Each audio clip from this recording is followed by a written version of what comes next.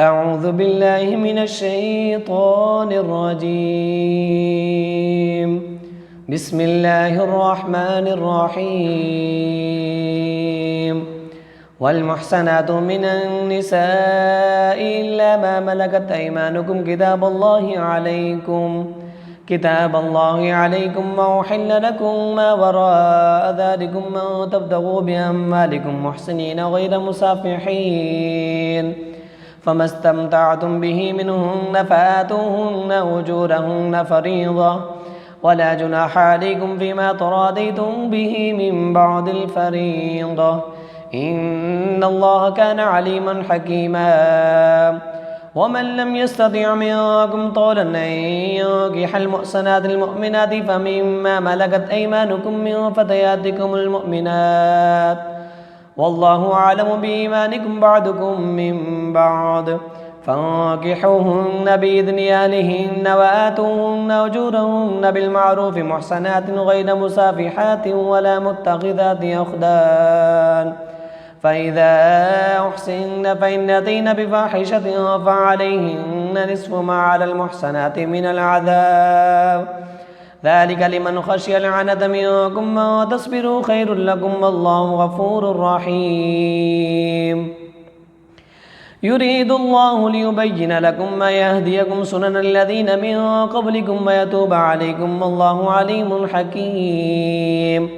والله يريد أن يتوب عليكم ويريد الذين يتبعون الشهوات أن تميلوا ميلا عظيما.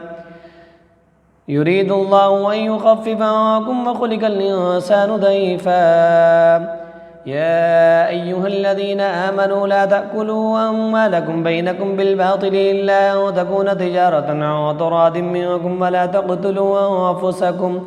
إن الله كان بكم رحيما. ومن يفعل ذلك عدوانا وظلما فسوف نصليه نارا وكان ذلك على الله يسيرا. إن تجتنبوا كبائر ما تنهون عنه نكفر عنكم سيئاتكم وندخلكم مدخلا كريما. ولا تتمنوا ما فضل الله به بعضكم على بعض، للرجال نصيب مما اكتسبوا وللنساء نصيب مما اكتسبن واسألوا الله من فضله إن الله كان بكل شيء عليما. ولكل جعلنا مواليا مما ترك الوالدان والأقربون والذين عقدت أيمانكم فآتوهم نصيبهم إن الله كان على كل شيء شهيدا. الرجال قوامون على النساء بما فضل الله بعضهم على بعض وبما أنفقوا من أموالهم، فالصالحات كانتات حافظات للغيب بما حفظ الله. واللاتي تخافون نشوزهن فعظوهن واهجروهن في المضاجع واضربوهن، فإن أطعنكم فلا تبغوا عليهن سبيلا إن الله كان عليا كبيرا. وإن خفتم شقاق بينهما فابعثوا حكما من أهله وحكما من أهلها إن يريدا إصلاحا يوفق الله بينهما إن الله كان عليما خبيرا. واعبدوا الله ولا تشركوا به شيئا وبالوالدين إحسانا وبذي القربى واليتامى والمساكين والجار ذي القربى والجار الجنب والصاحب بالجنب وابن السبيل وما ملكت أيمانكم إن الله لا يحب من كان مختالا فخورا. الذين يبخلون ويأمرون الناس بالبخل ويكتمون ما آتاهم الله من فضله وعضدنا للكافرين عذابا مهينا. والذين ينفقون أموالهم رياء الناس ولا يؤمنون بالله ولا باليوم الآخر ومن يكن الشيطان له قرينا فساء قرينا. وماذا عليهم لو آمنوا بالله واليوم الآخر وأنفقوا مما رزقهم الله وكان الله بهم عليما. إن الله لا يظلم مثقال ذرة وإن تك حسنة يضاعفها ويؤت من لدنه أجرا عظيما فكيف إذا جئنا من كل أمة بشهيد وجئنا بك على هؤلاء شهيدا يومئذ يود الذين كفروا وعصوا الرسول لو تسوى بهم الأرض ولا يكتمون الله حديثا يا أيها الذين آمنوا لا تقربوا الصلاة وأنتم سكارى حتى تعلموا ما تقولون ولا جنبا إلا عابري سبيل حتى تغتسلوا وإن كنتم مرضى أو على سفر أو جاء أحد منكم من الغائط أو لامستم النساء فلم تجدوا ماء فتيمموا سعيدا طيبا فامسحوا بوجوهكم وأيديكم إن الله كان عفوا غفورا ألم تر إلى الذين أوتوا نصيبا من الكتاب يشترون الضلالة ويريدون أن تضلوا السبيل والله أعلم بأعدائكم وكفى بالله وليا وكفى بالله نصيرا من الذين هادوا يحرفون الكلم عن مواضعه ويقولون سمعنا وعصينا واسمعوا غير مسمع وراعنا ليا بألسنتهم وطعنا في الدين ولو أنهم قالوا سمعنا وأطعنا واسمع وانظرنا لكان خيرا لهم وأكرم ولكن لعنهم الله بكفرهم فلا يؤمنون إلا قليلا يا أيها الذين أوتوا الكتاب آمنوا بما نزلنا مصدقا لما معكم من قبل أن نطمس وجوها فنردها على أدبارها أو نلعنهم كما لعنا أصحاب السبت وكان أمر الله مفعولا إن الله لا يغفر أن يشرك به ويغفر ما دون ذلك لمن يشاء ومن يشرك بالله فقد افترى إثما عظيما ألم تر إلى الذين يزكون أنفسهم بل الله يزكي من يشاء ولا يظلمون فتيلا انظر كيف يفترون على الله الكذب وكفى به إثما مبينا ألم تر إلى الذين أوتوا نصيبا من الكتاب يؤمنون بالجبت والطاغوت ويقولون للذين كفروا هؤلاء يهدى من الذين آمنوا سبيلا أولئك الذين لعنهم الله ومن يلعن الله فلن تجد له نصيرا أم لهم نصيب من الملك فإذا لا يؤتون الناس نكيرا أم يحسدون الناس على ما آتاهم الله من فضله وأعتدنا فقد آتينا آل إبراهيم الكتاب والحكمة وآتيناهم ملكا عظيما فمنهم من آمن به ومنهم من صد عنه وكفى بجهنم سعيرا إن الذين كفروا بآياتنا سوف نصليهم نارا كلما نضجت جلودهم بدلناهم جلودا غيرها ليذوقوا العذاب إن الله كان عزيزا حكيما والذين آمنوا وعملوا الصالحات سندخلهم جنات تجري من تحتها الأنهار خالدين فيها أبدا لهم فيها أزواج مطهرة وندخلهم ظلا ظليلا إن الله يأمركم أن تؤدوا الأمانات إلى أهلها وإذا حكمتم بين الناس أن تحكموا بالعدل إن الله نعم ما يعظكم به إن الله كان سميعا بصيرا يا أيها الذين آمنوا أطيعوا الله وأطيعوا الرسول وأولي الأمر منكم فإن تنازعتم في شيء فردوه إلى الله والرسول إن كنتم تؤمنون بالله واليوم الآخر فإن تنازعتم في شيء فردوه إلى الله والرسول إن كنتم تؤمنون بالله واليوم الآخر ذلك خير وأحسن تأويلا ألم تر إلى الذين يزعمون أنهم آمنوا بما أنزل إليك وما أنزل من قبلك يريدون أن يتحاكموا إلى الطاغوت وقد أمروا أن يكفروا به ويريد الشيطان أن يضلهم ضلالا بعيدا. وإذا قيل لهم تعالوا إلى ما أنزل الله وإلى الرسول رأيت المنافقين يصدون عنك صدودا. فكيف إذا أصابتهم مصيبة بما قدمت أيديهم ثم جاءوك يحلفون بالله إن أردنا إلا إحسانا وتوفيقا. أولئك الذين يعلم الله ما في قلوبهم فأعرض عنهم وعظهم وقل لهم في أنفسهم قولا بليغا. وما أرسلنا من رسول إلا ليطاع بإذن الله ولو أنهم من ظلموا أنفسهم جاءوك فاستغفروا الله واستغفر لهم الرسول لوجدوا الله توابا رحيما. فلا وربك لا يؤمنون حتى يحكموك فيما شجر بينهم ثم لا يجدوا في أنفسهم حرجا مما قضيت ويسلموا تسليما. ولو أنا كتبنا عليهم أن اقتلوا أنفسكم واخرجوا من دياركم ما فعلوا إلا قليل منهم ولو أنهم فعلوا ما يوعظون به لكان خيرا لهم ما أشد تثبيتا. وإذا لآتيناهم من لدنا أجرا عظيما ولهديناهم صراطا مستقيما. ومن يطع الله والرسول فأولئك مع الذين أنعم الله عليهم من النبيين والصديقين والشهداء والصالحين وحسن أولئك رفيقا. ذلك الفضل من الله وكفى بالله شهيدا. ذلك الفضل من الله وكفى بالله عليما.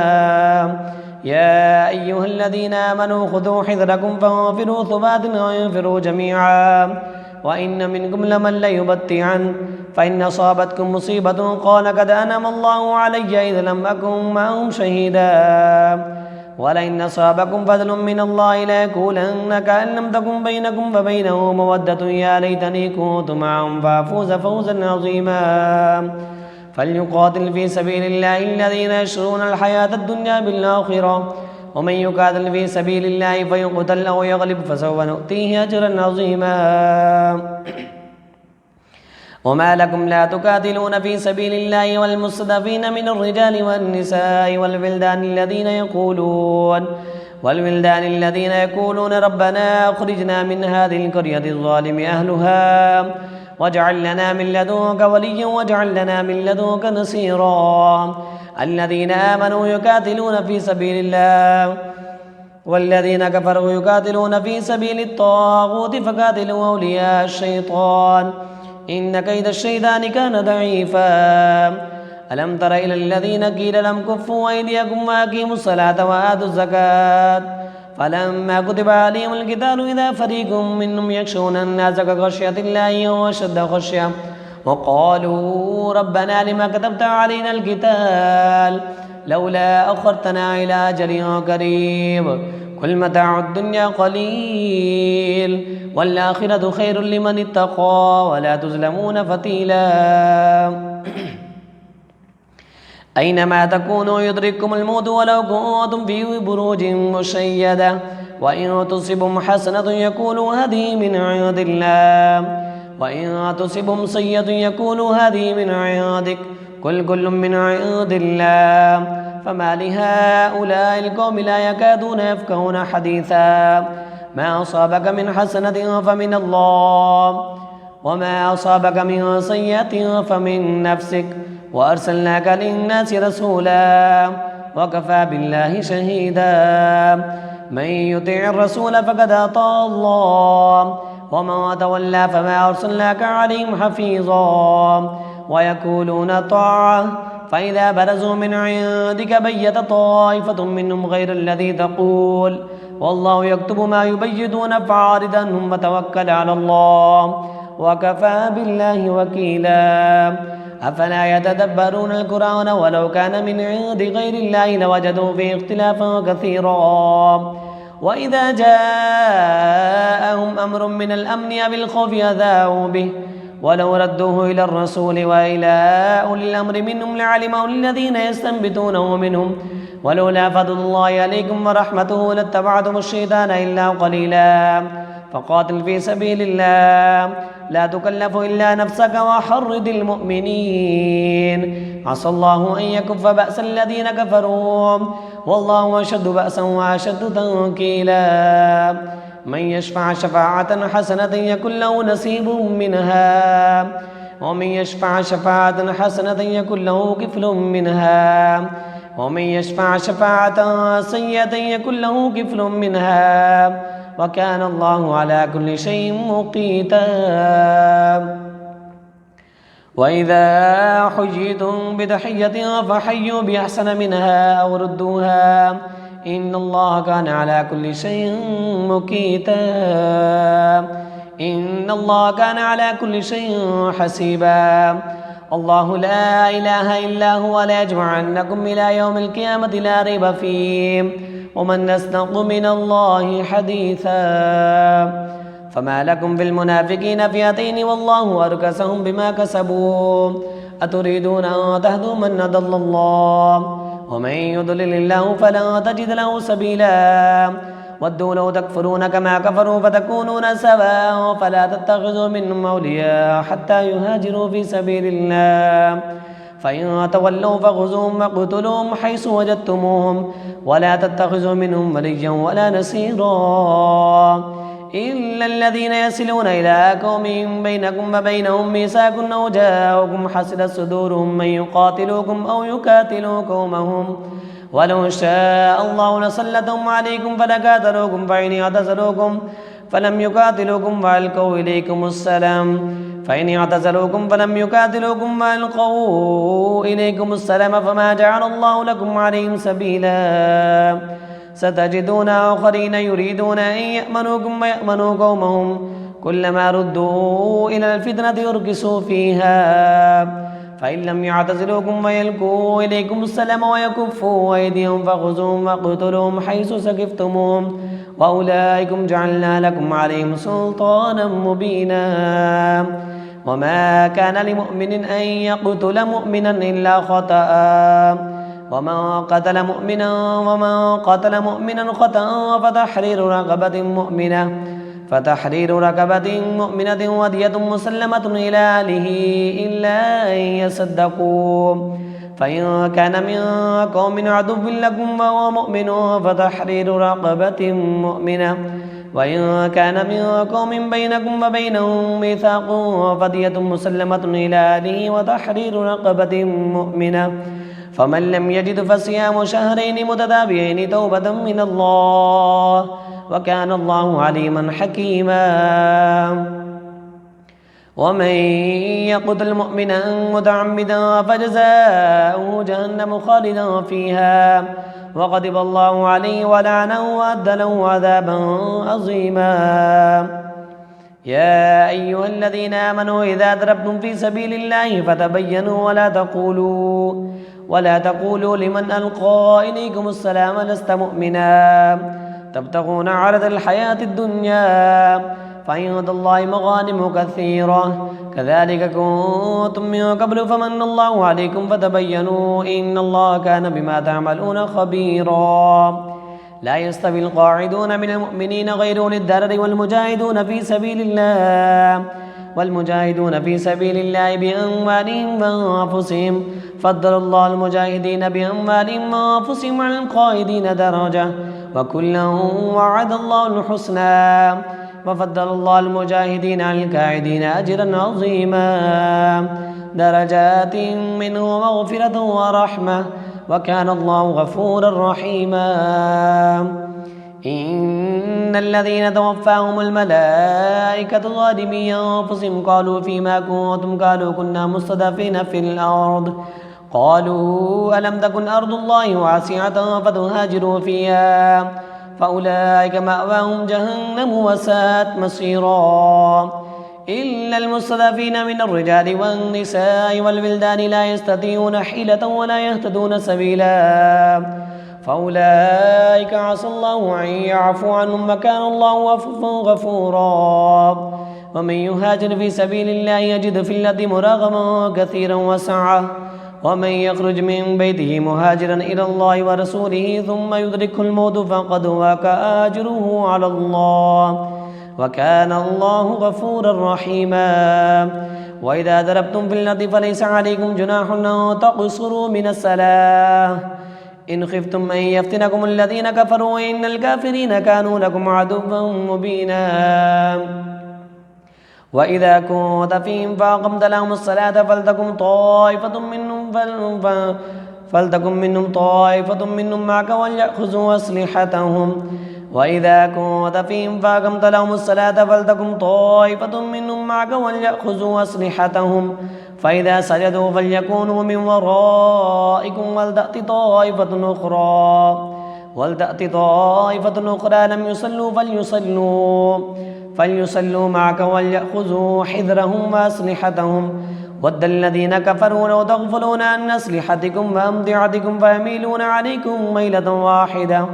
ولا جناح عليكم إن كان بكم أذى من مطر أو كنتم مرضى تدعوا أسلحتكم وخذوا حذركم إن الله أعد للكافرين عذابا مهينا. فإذا قضيتم الصلاة فاذكروا الله قياما وقعودا وعلى جنوبكم فإذا اطمأننتم فأقيموا الصلاة إن الصلاة كانت على المؤمنين كتابا موقوتا. ولا تهنوا في ابتغاء القوم إن تكونوا تألمون فإنهم يعلمون كما تألمون إن تكونوا تألمون فإنهم يألمون كما تألمون وترجون من الله ما لا يرجون وكان الله عليما حكيما. إنا أنزلنا إليك الكتاب بالحق لتحكم بين الناس بما أراك الله ولا تكن للخائنين خصيما واستغفر الله إن الله كان غفورا رحيما. ولا تجادل عن الذين يختانون أنفسهم إن الله لا يحب من كان خوانا نسيما يستخفون من الناس ولا يستخفون من الله وهو معهم يبيتون ما لا يرضى من القول وكان الله بما يعملون محيطا. ها أنتم هؤلاء جادلتم عنهم في الحياة الدنيا فمن يجادل الله عنهم يوم القيامة أم من يكون عليهم وكيلا. ومن يعمل سوءا أو يظلم نفسه ثم يستغفر الله يجد الله غفورا رحيما. ومن يكسب إثما فإنما يكسبه على نفسه وكان الله عليما حكيما.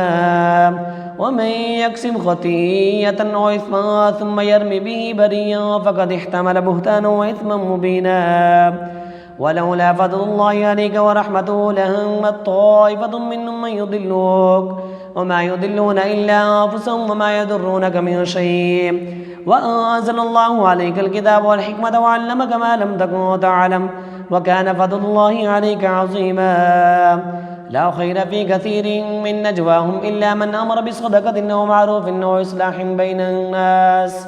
ومن يفعل ذلك ابتغاء مرضات الله فسوف نؤتيه أجرا عظيما. ومن يشاقق الرسول من بعد ما تبين له الهدى ويتبع غير سبيل المؤمنين نوليه ما تولى ونصله جهنم وساءت مسيرا. إن الله لا يغفر أن يشرك به ويغفر ما دون ذلك لمن يشاء ومن يشرك بالله فقد ضل ضلالا بعيدا. إن يدعون من دونه إلا إناثا وإن يدعون إلا شيطانا مريضا لعنه الله وقال لأتخذن من عبادك نصيبا مفروضا ولأضلنهم ولأمنينهم ولآمرنهم فليبتكن آذان الأنعام ولآمرنهم فليغيرن خلق الله ومن يتخذ الشيطان وليا من دون الله فقد خسر خسرانا مبينا. يعدهم ويمنيهم وما يعدهم الشيطان إلا غرورا أولئك مأواهم جهنم ولا يجدون عنها محيصا. والذين آمنوا وعملوا الصالحات سندخلهم جنات تجري من تحت النار خالدين فيها أبدا وعد الله حقا ومن أصدق من الله قيلا. ليس بأمانيكم ولا أماني أهل الكتاب من يعمل سوءا يجز به ولا يجد له من دون الله وليا ولا نصيرا. ومن يعمل من الصالحات من ذكر أو أنثى وهو مؤمن فأولئك يدخلون الجنة ولا يظلمون نكيرا ومن أحسن دينا ممن أسلم وجهه لله وهو محسن واتبع ملة إبراهيم حنيفا واتخذ الله إبراهيم خليلا ولله ما في السماوات وما في الأرض وكان الله بكل شيء محيطا ويستفتونك في النساء قل الله يفتيكم فيهن وما يتلى عليكم في الكتاب في يتامى النساء اللاتي لا تؤتونهن ما كتب لهن وترغبون أن تنكحوهن والمستضعفين من البلدان وأن تقوموا لليتامى بالقسط وما تفعلوا من خير فإن الله كان به عليما وإن امرأة خافت من بعدها نشوزا أو إعراضا فلا جناح عليهما أن يصلحا بينهما صلحا والصلح خير وأحضرت الأنفس الشح وإن تحسنوا وتتقوا فإن الله كان بما تعملون خبيرا ولن تستطيعوا أن تعدلوا بين النساء ولو حرصتم فلا تميلوا كل الميل فتذروها كالمعلقة وإن تصلحوا وتتقوا فإن الله كان غفورا رحيما وإن يتفرقا يغن الله كلا من سعته وكان الله واسعا حكيما ولله ما في السماوات وما في الأرض ولقد وصينا الذين أوتوا الكتاب من قبلكم وإياكم أن اتقوا الله وإن تكفروا فإن لله ما في السماوات وما في الأرض وكان الله غنيا حميدا ولله ما في السماوات وما في الأرض وكفى بالله وكيلا إن يشأ يذهبكم أيها الناس ويأتي بآخرين وكان الله على ذلك قديرا من كان يريد ثواب الدنيا فعند الله ثواب الدنيا والآخرة وكان الله سميعا بصيرا يا أيها الذين آمنوا كونوا قوامين بالقسط شهداء لله ولو على أنفسكم أو الوالدين والأقربين إن